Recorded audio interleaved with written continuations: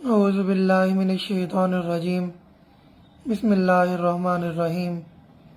تفسیر قرآن مجید پارہ نمبر 12۔ اس پارے کا آغاز سورہ ہود سے ہوتا ہے اور ابتدا کے اندر جو ابتدائی 8 آیات ہیں ان آیات کے اندر اللہ رب العزت کی بندگی کی دعوت دی گئی ہے کہ اس کی بندگی کرو اور اسی سے بخشش مانگو۔ یہاں پر قرآن مجید کا دعوتی اسلوب بھی بیان کیا گیا ہے کہ قرآن مجید ایک ایسا کلام ہے جس کی نزول میں ابتدا میں چھوٹی لیکن جامع آیات نازل ہوئیں، لیکن بعد کی آیات میں ان احکامات کی وضاحت نازل ہوئی، اور قرآن کی مکمل دعوت یہ ہے کہ اللہ کی بندگی کرو اور اس سے اپنے گناہوں کی بخشش کی معافی مانگو۔ آیت نمبر 9 تا 24 کے اندر بتایا گیا کہ اللہ رب العزت کے ہر فیصلے پر راضی رہو، کہ انسان پر جب کوئی نعمت آتی ہے یا کوئی نعمت ملتی ہے تو وہ اتراتا ہے، اور جب کوئی تکلیف آتی ہے تو وہ مایوس ہو کر بیٹھ جاتا ہے۔ اللہ کے محبوب بندے نعمتوں پر شکر کرتے ہیں اور تکالیف پر صبر کرتے ہیں، گویا وہ اللہ کے ہر فیصلے پر راضی رہتے ہیں، اور اگر کوئی اس چیز پر راضی نہیں رہتا تو اس کے ایمان کے اندر کمی ہے، اسے اپنا احتساب کرنا چاہیے۔ آیت نمبر 25 تا 35 کے اندر حضرت نوح علیہ السلام کی قوم کی ہٹ درمی کا بیان ہے کہ وہ اپنی قوم کو دعوت دیتے رہے، لیکن قوم نے ان کی دعوت پر کان نہیں دھرے، تو پھر اس واقعے کی مکمل تفصیل بیان کی گئی ہے۔ آیت نمبر 36 تا 49 کے اندر بتایا گیا کہ مجرم اولاد کا نیک والد کے ساتھ کوئی تعلق نہیں۔ ان آیات کی ابتدا میں حضرت نوح علیہ السلام کو آگاہ کر دیا گیا کہ آپ نے جو محنت کرنی تھی، آپ نے جو کام کرنا تھا وہ آپ نے کر لیا، اب آپ کی قوم کا مزید کوئی فرد ایمان نہیں لائے گا، اب ان لوگوں پر عذاب نازل ہوگا۔ آپ ایک کشتی بنائیے جس کو اہل ایمان کے لیے ہوگی۔ جب آپ کشتی بنا رہے تھے تو قوم کے سردار آپ کا مذاق اڑا رہے تھے، جب کشتی بن گئی تو اللہ کی طرف سے عذاب کا فیصلہ ہوا، پانی کا عذاب، بارش کا عذاب نازل ہوا، زمین سے پانی ابلنے لگا، اور جو لوگ مذاق اڑا رہے تھے ان لوگوں کو غرقاب کر دیا گیا۔ حضرت نوح کے 4 بیٹوں میں سے ایک بیٹا غافر تھا، اس نے کشتی میں آنے سے انکار کیا اور کفار کے ساتھ غرق ہو گیا۔ نوح علیہ السلام نے دعا کی کہ اے اللہ میرے بیٹے کو بچا لے۔ اللہ نے جواب دیا کہ وہ کافر ہے، اس کا آپ سے کوئی تعلق نہیں، اس کے اعمال برے ہیں، یعنی اگر اولاد بری ہے تو اس میں والد کا کوئی قصور نہیں، اور اگر والد برا ہے تو اس کے اندر اولاد کا بھی کوئی دوش نہیں ہے۔ اس واقعے سے یہ تفصیل مذکور کر دی گئی۔ آیت نمبر 50 تا 60 کے اندر حق کو جھٹلانے والوں کا انجام بیان کیا گیا۔ قوم عاد کا تذکرہ یہاں پر کیا گیا ہے کہ حضرت ہود نے اپنی قوم کو اللہ کی بندگی اور بخشش کی مانگنے کی دعوت دی، ساتھ ہی بشارت بھی دی،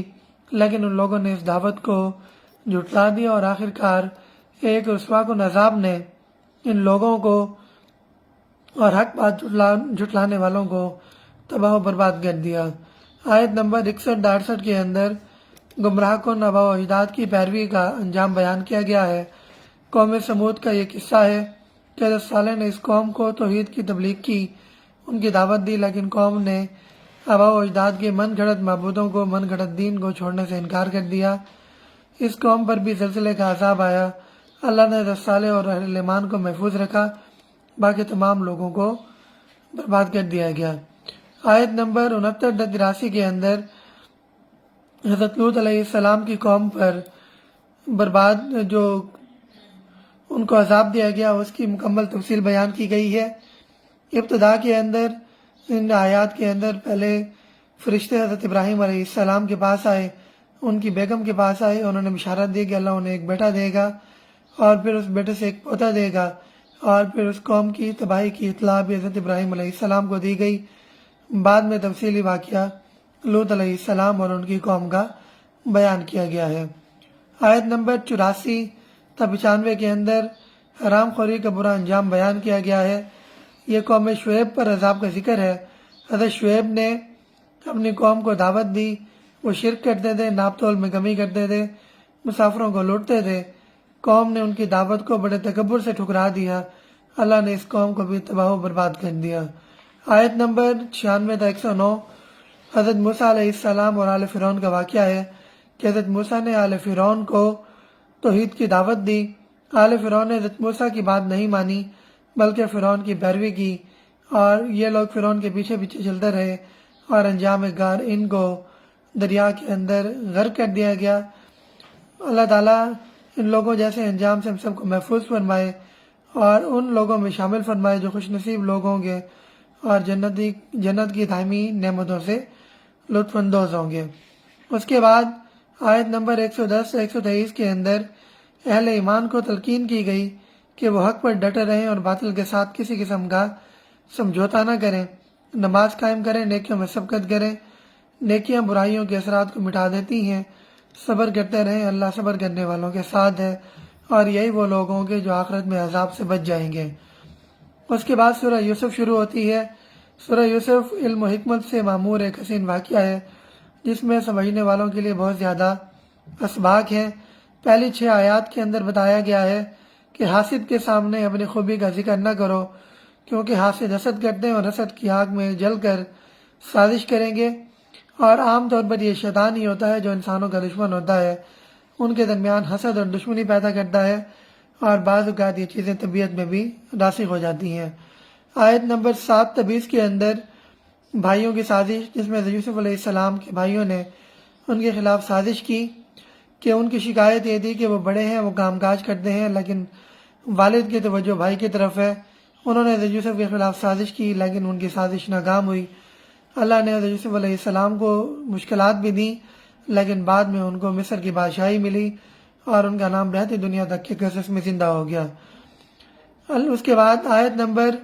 21 تا 29 کے اندر بتایا گیا کہ اللہ نیک بندوں کی گناہوں سے حفاظت فرماتے ہیں۔ حضرت یوسف پر اللہ کی عنایات کا ذکر ہے کہ حضرت یوسف عزیز مصر کے گھر میں تھے، ان کی بیوی نے ان کو گناہوں کی طرف دعوت گناہ دی۔ یوسف علیہ السلام نے اللہ کی پناہ طلب کی، اللہ نے ان کی حفاظت فرمائی، لیکن اللہ نے آپ کی پاکیزگی بڑے طریقے کے ساتھ اور واضح ثبوت کے ساتھ ظاہر فرما دی۔ آیت نمبر 30 تا 35 کے اندر حضرت یوسف علیہ السلام کا مثالی پاکیزہ کردار بتایا گیا کہ جب زلیخا سے یہ بات عورتوں نے پوچھی تو اس نے اپنی سہیلیوں کو اور ان عورتوں کو اپنے گھر مدعو کیا، ان کے سامنے پھل اور چھریاں رکھیں، اور جب ان عورتوں نے یوسف علیہ السلام کو دیکھا تو پھل کاٹنے کے بجائے اپنے ہاتھ کاٹ بیٹھی، اور جب اس بادشاہ نے محسوس کیا کہ حضرت یوسف علیہ السلام کی طرف عورتیں مائل ہیں تو انہیں قابو کرنے کے بجائے، ان کو راہ راست پر لانے کے بجائے حضرت یوسف علیہ السلام کو قید خانے میں ڈال دیا۔ اس کے بعد آیت نمبر 36 سے 42 کے اندر یوسف علیہ السلام کے سچے خوابوں کا ذکر ہے اور پر حکمت واز ہے کہ قید خانے میں 2 نوجوان قیدیوں نے خواب دیکھے، ایک بادشاہ کو شراب پلانے کی خدمت انجام دیتا تھا، دوسرا شاہی باورچی تھا۔ ان دونوں پر الزام تھا تو ان لوگوں نے بادشاہ کو زہر دینے کی کوشش کی ہے۔ پہلے نے خواب یہ دیکھا کہ وہ انگور نچوڑ کر شراب بنا رہا ہے، اور دوسرے نے دیکھا کہ اس کے سر پر روٹیوں کا برتن ہے۔ حضرت یوسف علیہ السلام کو نے ان خوابوں کی تعبیر بتائی، اور ان خوابوں کی تعبیر کے بعد بادشاہ نے حضرت یوسف علیہ السلام کو طلب کیا، اور پھر ان کی مشکلات ختم ہوئی اور پھر ان کی زندگی کا اگلا دور شروع ہوا۔ اس کے بعد آیت نمبر 43 سے 49 آخری حصے کے اندر یوسف علیہ السلام کی اعلیٰ ظرفی مذکور ہے کہ بادشاہ کا خواب ہے، بادشاہ نے خواب دیکھا کہ موٹی گائیں ہیں، وہ اناج کھا رہی ہیں، اس کے بعد اناج کے ساتھ بلیاں سبز ہیں، ساتھ خشک ہیں۔ یوسف علیہ السلام کو حالانکہ بے بنیاد الزام کی بنیاد پر قید کر دیا گیا تھا، لیکن یوسف علیہ السلام چونکہ پیغمبر تھے، پیغمبر کے عہدے پر انہوں نے فائز ہونا تھا، انہوں نے اعلیٰ ظرفی کا مظاہرہ کیا۔ یوسف علیہ السلام نے اس خواب کی تعبیر بتائی، اس کا مسئلہ بھی بتایا، مسئلے کا حل بھی بتایا، تو بادشاہ کی گڈ بک کے اندر آ گئے، بادشاہ کے وزیر بنا دیے گئے، اور پھر اس کے بعد مزید اس کے واقعات اگلے پارے کے اندر مذکور ہیں جن کے بارے میں انشاءاللہ ہم کل بات کریں گے۔ تب تک کے لیے اجازت، اللہ حافظ۔